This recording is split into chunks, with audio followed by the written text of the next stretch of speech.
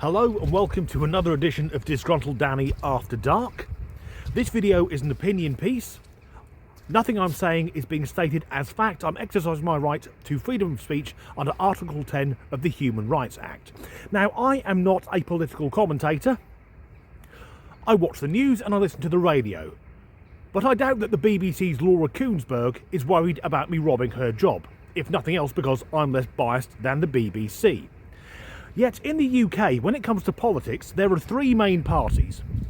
People on the left traditionally vote Labour, people on the right tend to vote for the Conservatives, and people for reasons known only to themselves occasionally vote for the Liberal Democrats. Or that's how it used to be. But British politics is undergoing an absolute sea change. Labour are in power with a massive majority, yet I don't believe that they won the election. It was more that the Conservatives lost it last year. After 14 years, many people had had enough, and many people who voted for Labour are now regretting it because, as far as I can ascertain, aside from hardcore trade union members, dole scroungers and members of the religion of peace who have massive families are about to get a huge benefits increase, no one is planning to vote for Labour in the future. People who used to vote for the Conservatives are heading to Reform, and that includes myself, and over on the far left there is the Green Party. Now, many people don't know this, but the Green Party used to be the British Communist Party. And that party has been infiltrated, in my opinion, by masses of Islamists and is currently led by a man called Zach Polanski, who used to be a hypnotherapist who charged women money, telling them he could hypnotise them to make their breasts larger. And I'm not making that up. But there's also a new political party which has settled on the name Your Party. And this political movement appears to cater exclusively for people who are fucking insane. Your Party was founded by former Labour politician Zara Sultana and former Labour leader Jeremy Corbyn. Now, Zara Sultana is one of those far left politicians who seems to think that Gaza is part of her constituency. It's all free Palestine. In my opinion, she doesn't give a shit about the Brits. And as for Jeremy Corbyn, allegedly, although there's plenty of evidence to back this up, he was booted from the Labour Party because he is a massive anti-Semite. He's referred to Hamas and Hezbollah as our friends, and during the height of the Troubles, when the IRA were blowing the shit out from not only Northern Ireland but the British mainland, he was on first-name terms with Gerry Adams and Martin McGuinness, the heads of Sinn Féin, the political front of the terrorist organisation. Rather predictably, the party is already in absolute chaos because both Sultana and Corbyn wanted to be the leader, and it's now been decided that Your Party will not have an absolute leader. So that sounds very organised. Not only that, but Zara Sultana, upon hearing that her socialist worker friends wouldn't be allowed into their conference that took place yesterday, decided to boycott it. The woman who formed the party boycotted their first conference. What on earth could go wrong? Called these expulsions a witch hunt. I mean, who's orchestrating the witch hunt? Nameless, faceless bureaucts who that is are unelected and should be held to account. People around Jeremy Corbyn? There are people around Jeremy that have learnt the wrong lessons from their time in the Labour Party and where they have been on the receiving end of witch hunts, of smears, of leaks to the press, of acts of sabotage and intimidation. Unfortunately, they are now dishing that out, and that is not the party that we are building. I did not leave the Labour Party. People in the conference venue did not leave the Labour Party to recreate a Labour Party 2.0, and so we have to win democracy for our members, and we need to let members run this party, no one else. Yes, that's a party I'd vote for, provided I accidentally get a lobotomy.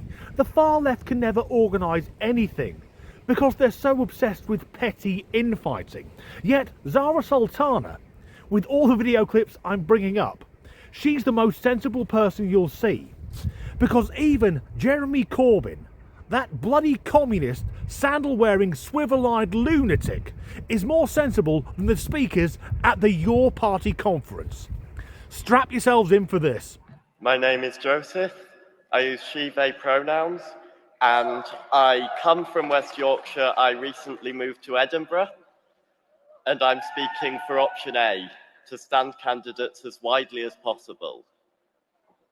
First, I feel like it's most important to address people's concerns with this option, that it will allow transphobic and racist and otherwise bigoted candidates to stand in the name of your party. As we have seen with the two MPs who recently resigned after making transphobic comments. Participant, please speak to the option. I am speaking to the option. I'm addressing people's concerns. I am addressing people's concerns with the option, such as to effectively speak to the option. Thank you. But I ask you... Now, to speak to the option, as has been requested, this is essential to fight reform and their far-right policies. We will not beat reform if we choose to just stand in one or two seats where we're sure we can win. We will not beat... Hello, Joseph. Clearly a male using she, they pronouns, hoping to be taken seriously in British politics. Sir, you are making Keir fucking Starmer look human and charismatic. That's not a good start. And then we get to it, the potential for racist and transphobic councillors. I ask you this, dear viewer.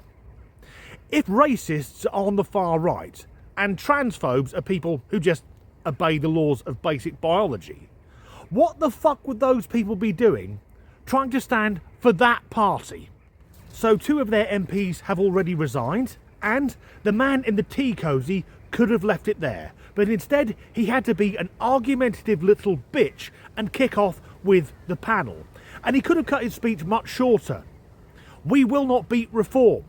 End it there, mate. You won't beat reform. And now we'll turn the insanity up even further. Hello, my name's Mick Billy Gibson and I'm a non-binary person. Give it up for the trans people, everybody! Thank you, comrades. And it is an honour and a privilege to be stood speaking on this podium today. The reason I am saying yes to socialism in this political statement is because as a trans comrade, as a disabled comrade, as a mad comrade, and a neurodivergent comrade.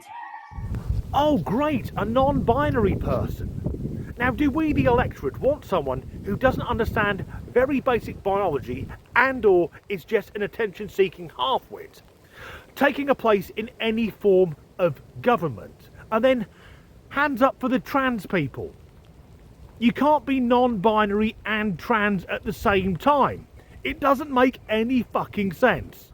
As for the word comrade, anyone from Britain who uses that word is utterly deranged. Communism does not work, and socialism, as we're currently seeing, just bankrupts the country. But that comrade there is trans, disabled, mad, her, or rather their, they, them's words, not mine, and, oh fuck, what's the other one? Neurodivergent. Now that means many, many things, but the word mad is the one that stands out. To me, that sounds like someone who's claiming many, many benefits. Remarkably, the final clip features someone who's even worse. Hi there, conference. My name is Erin from Glasgow. When this party started, it included 2 MPs who were openly transphobic, one of whom was a landlord. This party preaches unity and equality for its working class members. I'm sorry, I need to stop you there for calling them transphobic from the rostrum. Can you please stick to the motion?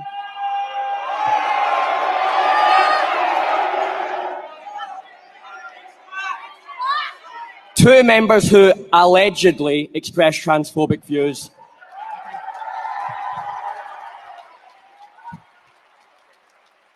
If we seek to protect our members and those and the rest of society, we have to set clear criteria for who we will and will not work with. I will have different views on what the broadest possible alliance is to the person next to me, who will have different views to the person next to them, and so on and so on. This is always going to be a contentious issue if we do not set out clear. So that's Erin Browning. I doubt that's what's written on his birth certificate. He has called J.K. Rowling a Holocaust denier and has demanded that Isla Bryson, a trans-identifying male who has been convicted of rape, should be treated as a woman, ergo incarcerated in a woman's prison. Putting a violent rapist into an environment where there are captive, violent females. What do we think would happen there? And this constant rhetoric about transphobia. Is that what your party are all about? Because I want to hear sensible policies, not a group of people denying biological reality to appease the feelings of a tiny minority within society. But why is Erin such a terrible person? Well, he, earlier this year, was standing for the Scottish Green Party. And he was taken off the listings after he started being investigated by the police. I want to stress, he has not been charged, so he is innocent until proven guilty. But the allegations are somewhat serious. Yes, the cross-dressing pervert is facing multiple allegations of sexual misconduct involving minors. Will knock me down with a fucking feather. Many women and girls have come forward saying he's been inappropriate, allegedly trying to kiss and touch them inappropriately without their consent, and contacted a 13-year-old girl telling her, allegedly, that he would like her to drink his urine. Isn't that lovely? Hello, little girl, have a swig of my piss. I want to run for government. Oh, but anyone who calls them out on it, they're transphobic and of course free fucking Palestine. So that's your party, the new political powerhouse, where it's run by a terrorist sympathiser, in my opinion, and actually no, another terrorist sympathiser, because Zara Sultana is backing the place run by Hamas. Their speakers all appear to be clinically insane. I'm guessing next year, if the party's still going, their conference will come from a fucking asylum. I bet Vladimir Putin is shitting himself.